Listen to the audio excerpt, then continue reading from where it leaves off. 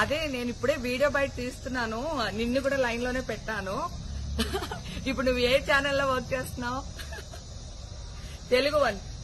ఏమండి, నేను అన్ని ఆన్లైన్ లోనే ఉన్నాను. నేను మంచిగా ఫామ్ హౌస్ లో ఎంజాయ్ చేస్తున్నాను, చిల్ అవుతున్నాను.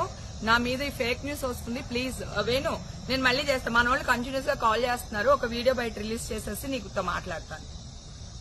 ఓకే మా, థ్యాంక్ యూ. హాయ్ అండి, నేను ఎక్కడికి వెళ్ళలేదు, నేను హైదరాబాద్ లోనే ఉన్నాను. సో ఒక ఫామ్ హౌస్ లో ఎంజాయ్ చేస్తున్నాను, చిల్ అవుతున్నాను. సో నా మీద వచ్చే న్యూస్ ఫేక్ న్యూస్. అది అక్కడ మరి ఎవరున్నారో ఏమో నాకు తెలియదు. సో అది ఫేక్ న్యూస్ అండి, అవన్నీ నమ్మొద్దు. Okay, thank you. నేను విన్నాను పొద్దున్నుంచి, నాకు ఫోన్లు రావడం జరిగింది. నేను కూడా వీడియో క్లిప్ చూశాను. మన మీడియా మిత్రులు చాలామంది నన్ను అడిగి క్లారిఫై చేసుకున్నారు. వాళ్ళ దాంట్లో రాలేదు నాకు తెలిసి. చాలా ఇట్లా శ్రీకాంత్ ఇలా బెంగళూరులో రేవ్ పార్టీకి వెళ్ళాడు, హేమ వెళ్ళింది, ఈ టైప్లో ఏవో వచ్చినాయి. లేదా నాకు నవ్వు వచ్చింది. ఇంట్లో వాళ్ళంతా నవ్వుకున్నాం. ఇదేంటిది, మొన్న ఏమో విడాకులు ఇచ్చి పిచ్చేశారు నా భార్యతో, ఈరోజు ఏమో రేవ్ పార్టీలకి వెళ్ళాడు అని వచ్చేసినాయి. కానీ ఒకటి, వాళ్ళు కొంచెం తొందరపడ్డంలో ఇది లేదనిపించింది. ఎందుకంటే వాడెవడో, అతను ఎవరో కానీ కొంచెం నాలాగా ఉన్నాడు. వాడు కొంచెం ఇలా కప్పుకొని, అది గెడ్డం ఉంది, బట్ ఇప్పుడు గెడ్డం నాకు లేదు కానీ, బట్ గెడ్డంతో నేను షాక్ అయ్యాను. ఇదేంటిది నాలాగా ఉన్నాడు ఏంటి అని నేనే షాక్ అయ్యాను. సో దయచేసి ఎవరు నమ్మొద్దు. ఎందుకంటే రేవ్ పార్టీలకి వెళ్ళే కల్చర్ నాది కాదు, పబ్ కల్చర్ మనిషిని కాదు నేను. ఒక్కోసారి బర్త్డే పార్టీలకి వెళ్తాము, ఒకవేళ తెలియకుండా ఏదైనా వెళ్ళినా ఒక హాఫ్ అన్ అవర్ నుండి వచ్చేస్తాను తప్పితే అటువంటి ఏమీ లేదు. రేవ్ పార్టీ ఎలా ఉంటుందో కూడా నాకు తెలియదు.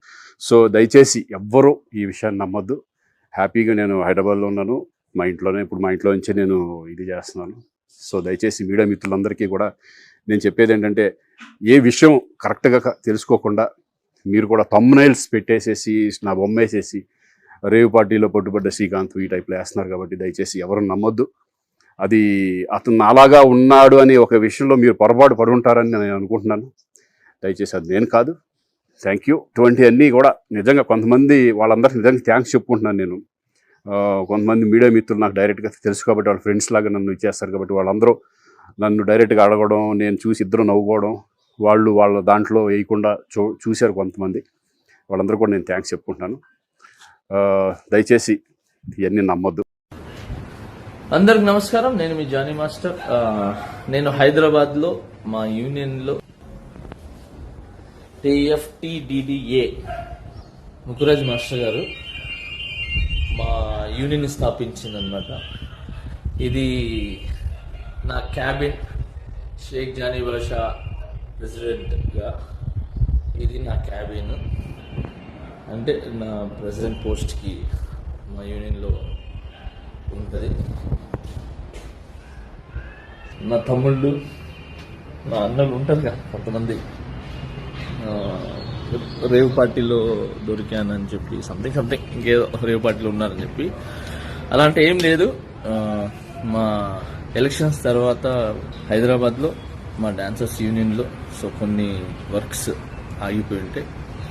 సో వాళ్ళందరూ ఆ వర్క్స్ అన్ని చూసుకుంటున్నాను. అలానే చాలామందికి, నా ఫ్రెండ్స్ కొలీగ్స్కి బాగలేకపోతే హాస్పిటల్స్కి వెళ్ళటం జరిగింది.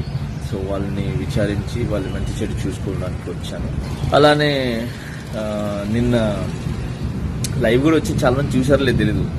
నిన్న నైట్ నేను డైరెక్టర్స్ డే, మన డైరెక్టర్స్ గురించి అందరు కలిసి ఒక ఫండ్ రేజ్ అని చెప్పి ఒక షో చేశారు. ఆ షోలో కూడా ఉన్నాను నిన్న నైటే. సో అక్కడ కూడా ఎంజాయ్ చేసి వచ్చాం. ఫస్ట్ ఆఫ్ ఆల్ ఏంటంటే, హాలిడేస్ వచ్చిన తర్వాత పిల్లలకి ఏ చిన్న వాళ్ళు బయటికి తీసుకెళ్ళడానికి కూడా నాకు టైం లేకుండా పార్టీ, రేవ్ పార్టీ అంటున్నారు.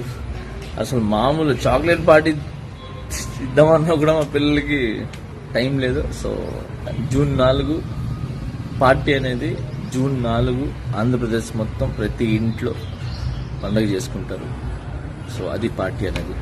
Okay, so now I'm happy. నేను ఎక్కడికి పోలేదు, నేను బాగున్నాను, నేను ఇక్కడే ఉన్నాను, మా యూనియన్ ఉన్నాను, హైదరాబాద్లో ఉన్నాను. And thank you so much. జై జనసేన, జై హింద్.